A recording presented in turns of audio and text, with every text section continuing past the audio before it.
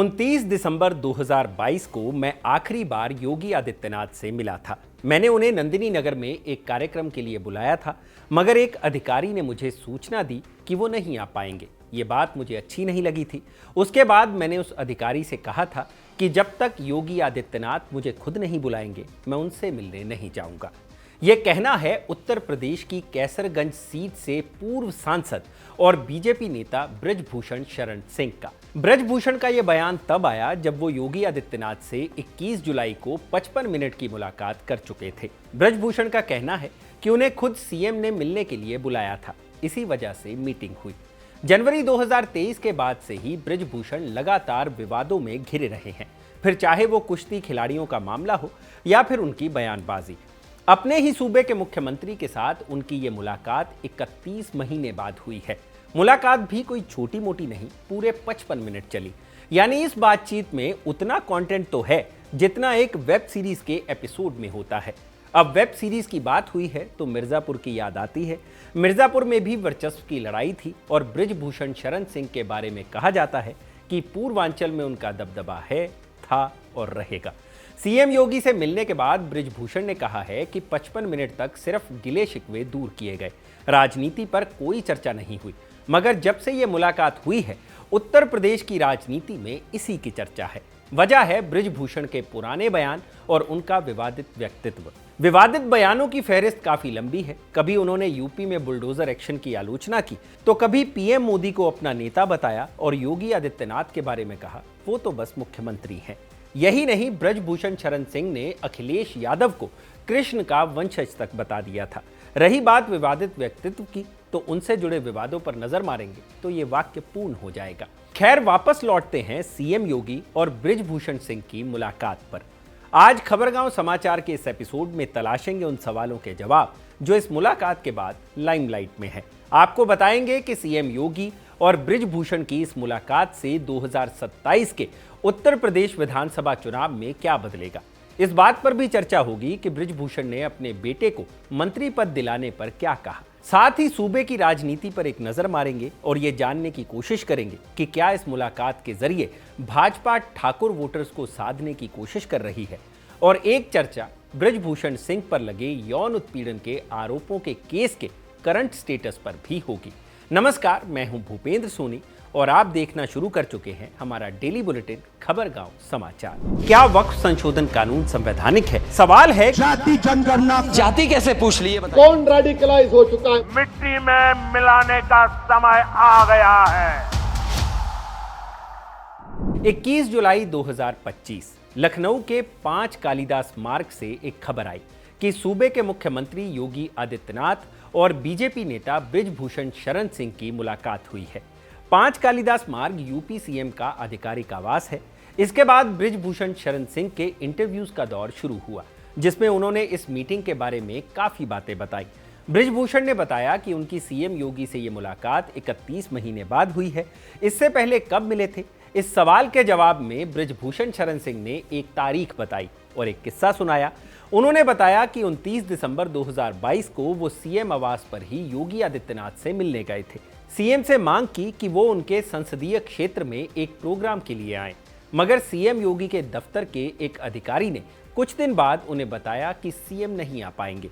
बृजभूषण का कहना है कि उन्हें ये बात अच्छी नहीं लगी, क्योंकि उन्होंने अपने क्षेत्र में ऐलान कर दिया था, पोस्टर छप चुके थे। बृजभूषण ने इसके बाद कहा था कि अब वो सीएम साहब से तभी मिलेंगे जब उन्हें 5 कालिदास मार्ग से खुद बुलावा आएगा, लेकिन बुलावा आने में 31 महीने लग गए।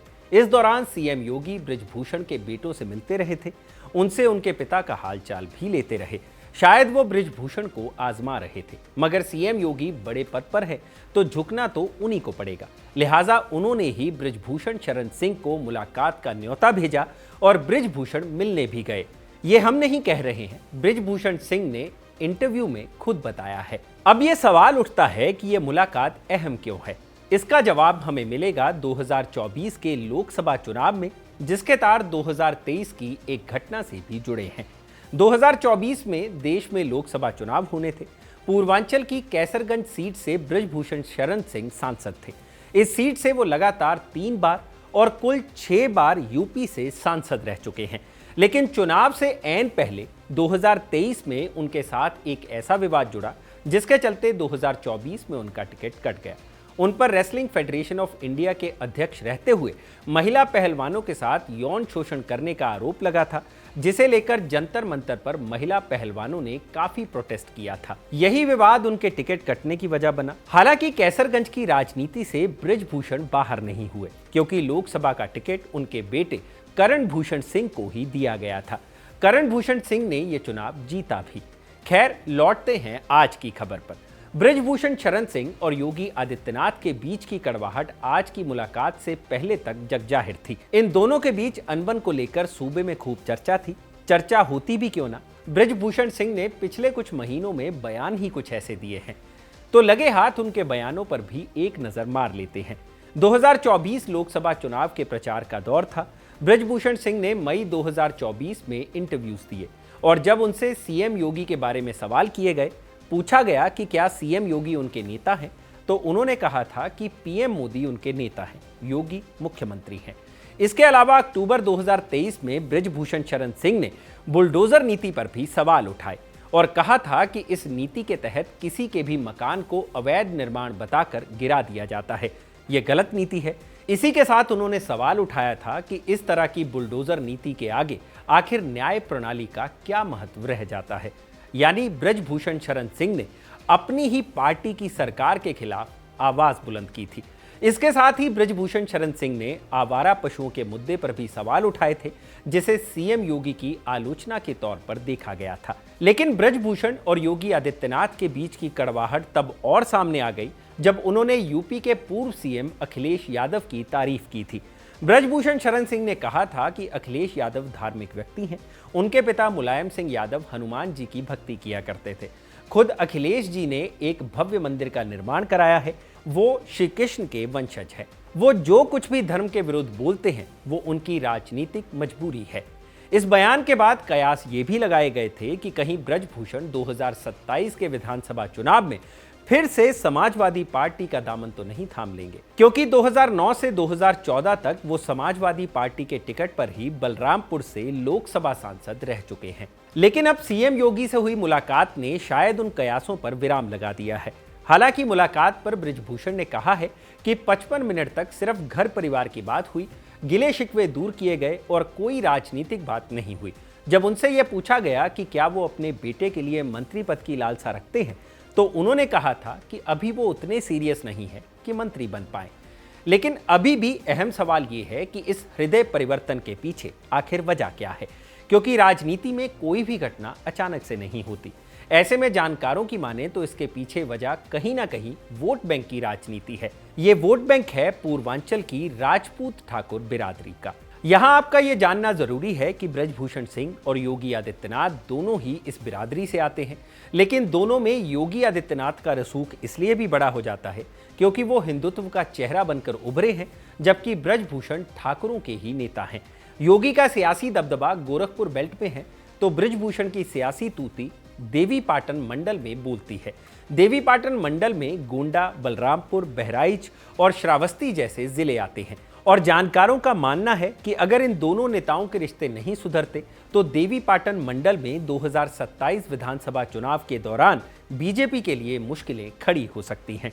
दरअसल योगी आदित्यनाथ और बृजभूषण शरण का जुड़ाव उस मठ से भी है जहां से सीएम योगी आते हैं।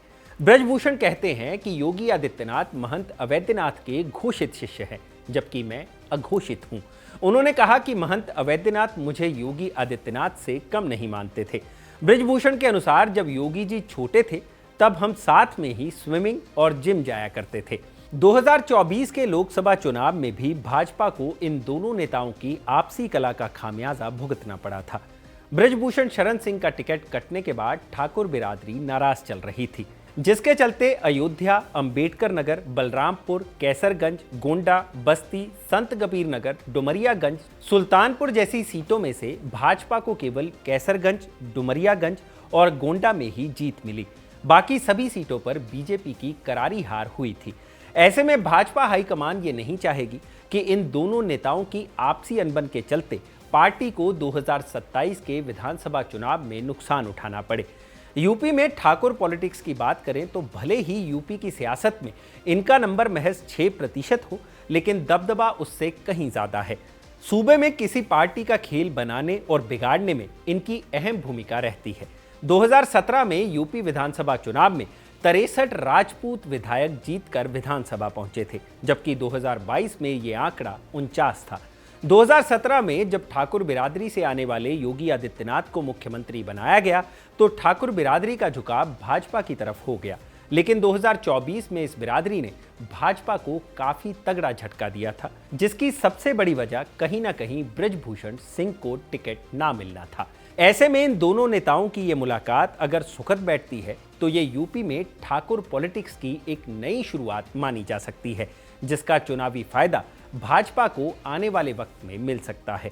अब लगे हाथ बृजभूषण से जुड़े विवाद पर भी नजर मार लेते हैं। जनवरी 2023 में भारतीय रेसलर विनेश फोगाट, साक्षी मलिक, बजरंग पूनिया और बाकी कई रेसलर्स ने बृजभूषण के खिलाफ मोर्चा खोल दिया था। आरोप लगाया था कि बृजभूषण ने महिला रेसलर्स का यौन उत्पीड़न किया है। इस मामले पर बृजभूषण पर FIR भी दर्ज हुई थी। कुश्ती महासंघ भंग भी हुआ था और उन्हें अध्यक्ष पद से हटाया भी गया था। दिल्ली पुलिस ने बृजभूषण के खिलाफ सेक्शन 354, 354A, 354D और 506 के तहत चार्जशीट दायर की थी। उन पर एक मामला पोक्सो एक्ट का भी था, मगर उस मामले में मई 2025 में बृजभूषण को क्लीन चिट दे दी गई थी। जो 6 महिला रेसलर्स 18 साल से ज्यादा उम्र की हैं, उनके आरोपों पर बृजभूषण पर अभी भी मामला चल रहा है। बृजभूषण ने हमेशा इन आरोपों को नकारा है। सीएम योगी से मिलने के बाद इंटरव्यू में उन्होंने ये भी दावा किया था कि उन्होंने इस केस के दौरान किसी से मदद नहीं मांगी थी। बृजभूषण का इतिहास बाबरी विध्वंस से भी जुड़ा है। 1991 में वो पहली बार बीजेपी के टिकट पर गोंडा से सांसद चुने गए थे। 1992 में बाबरी मस्जिद को ढहाया गया था। इस मामले में लाल कृष्ण आडवाणी समेत जिन 40 लोगों को आरोपी बनाया गया, उनमें बृजभूषण शरण सिंह का नाम भी शामिल था। हालांकि 28 साल बाद 30 सितंबर 2020 को उन्हें सभी आरोपों से बरी कर दिया गया। खैर, रही बात मुलाकात की, तो ये राजनीति है जिसमें हर छोटी बड़ी घटनाओं पर विश्लेषण होता रहता है। लेकिन इस मुलाकात का असर क्या होगा, इसके लिए हमें 2027 के विधानसभा चुनाव का इंतजार करना होगा। आपका इस मुलाकात को लेकर क्या सोचना है, हमें कमेंट सेक्शन में जरूर बताइएगा। आज के खबरगांव समाचार में बस इतना ही। ये खबरगांव समाचार लिखा था मेरे साथी सत्यम ने और इसे कैमरा के पीछे रिकॉर्ड किया है अयान ने। आप देख रहे हैं खबरगांव। शुक्रिया।